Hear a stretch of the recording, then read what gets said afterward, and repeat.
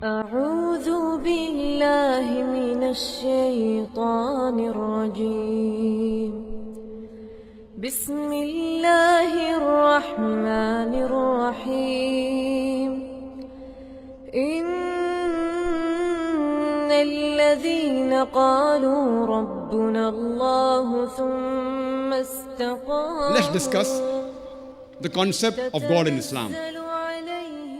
And the best reply that any Muslim can give you regarding the concept of God in Islam is quote to you Surah Ikhlas, chapter number 112, verse number 1 to 4, which says, Kul huwallahu ahad. Say He is Allah one and only. Allah has-samad. Allah the absolute and eternal. Lam yalid walam yulad. He begets not, nor is He begotten. Walam yakul lahu kufuwan ahad. There is nothing like Him. This is a four-line definition of Allah subhanahu wa ta'ala, of Almighty God, given in the glorious Quran. If any person says that so-and-so entity is God, if that entity fits in this four-line definition, we Muslims have got no objection in accepting that person as God. The first is, Qul huwallahu ahad. Say He is Allah, one and only. Allah has-samad. Allah, the absolute and eternal. Samad cannot be described in the English language. It means a person who is self-existing, He's eternal, He's absolute, everything is dependent on Him, He is independent of anything and everything. It has a very broad meaning. Lam yalid walam yulad. He begets not, nor is begotten. Walam yakul lahu kufuwan ahad. There is nothing like unto Him. This Surah Ikhlas is the touchstone of theology. Theology means, it comes from the Greek word theo, meaning God. Logy means study. Theology means study of God. And touchstone means, if you want to buy gold or want to sell gold, you normally go to a goldsmith and you want to find out how pure that gold is. So if you want to buy gold, you go to a goldsmith, he takes the gold and he rubs it against the touchstone. And he matches the color with the card he has got. And then he tells you whether the gold is 24 karat gold or 22 karat gold or 18 karat, or it may not be gold at all, because everything that glitters is not gold. And that panel is also there in the exhibition, Surah Ikhlas, the touchstone of theology. So anyone who says that so-and-so person is God, you put him to the test of Surah Ikhlas. If he passes the test, we Muslims have got no objection in accepting that person as Almighty God. For example, there are many human beings who say that Bhagwan Rajnish, He's Almighty God. Once during question answer time, there was a Hindu brother who told me, Dr Zakir, we don't believe Bhagwan Rajnish to be God.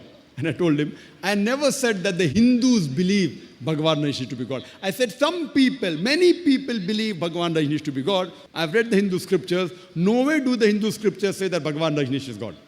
Let's put this Bhagwan Rajnish to the test of Surah Ikhlas. The first is, Kul huwallahu ahad. Say He is Allah, one and only. Was Rajnish one and only? Was he the only human being who has claimed to be God? There are many, hundreds. And in this country of ours, in India, there are thousands of men who have claimed to be God. But a Rajnish Bhakt will say, no, he is unique. Let's go to the next test. Allah has-samad. Allah, the absolute and eternal. Was Rajnish absolute and eternal? When you read his autobiography, it's mentioned in the autobiography of Rajnish that he was suffering from diabetes mellitus, from asthma, from chronic backache. Imagine Almighty God suffering from diabetes mellitus, from asthma, from chronic backache. And the third test is, Lam yulid walam yulad. He begets not, nor is begotten. We know that Bhagwan Rajnish, he was born in the state of Madhya Pradesh, and he had a mother and father.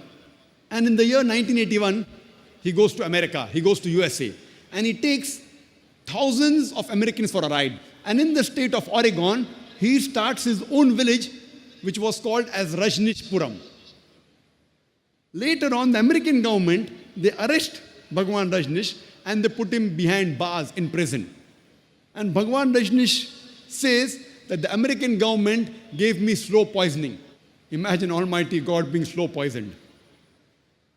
And in 1985, the American government kicked Bhagwan Rajneesh out of USA and he comes back to India and goes back to the city of Pune in Maharashtra, the state where I come from.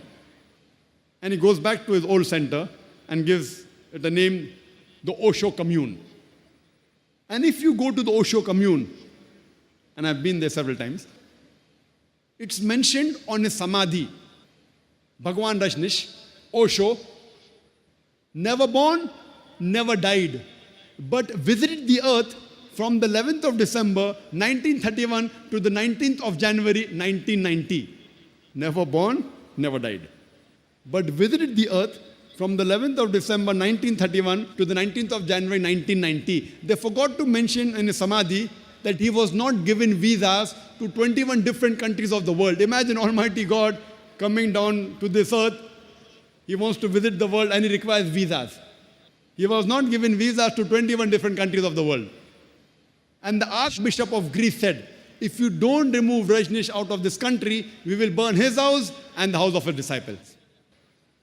And the last test, وَلَمْ يَكُلْ لَهُ كُفًّا أَحَدٌ. There's nothing like him. It's so stringent that no one besides the true Almighty God can pass. The moment you can compare God to anything in this world, He is not God. وَلَمْ يَكُلْ لَهُ كُفًّا أَحَدٌ.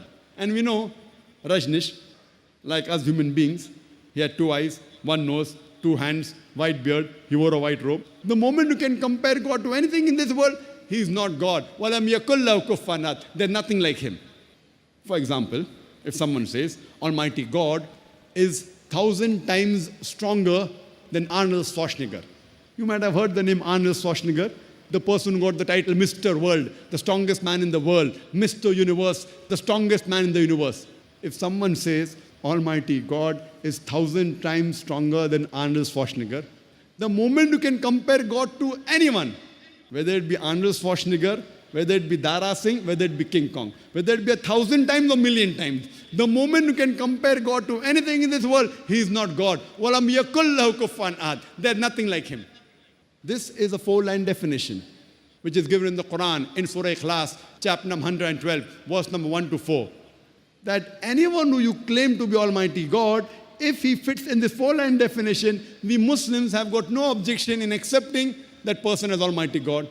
So whichever God you're worshipping, I would like to tell the audience here, and all my brothers, as well as my sisters, that whichever God you're worshipping, put him to the test of Surah Ikhlas. If that God passes the test of Surah Ikhlas, he is a true God. If he does not pass the test of Surah Ikhlas, he is not a true God.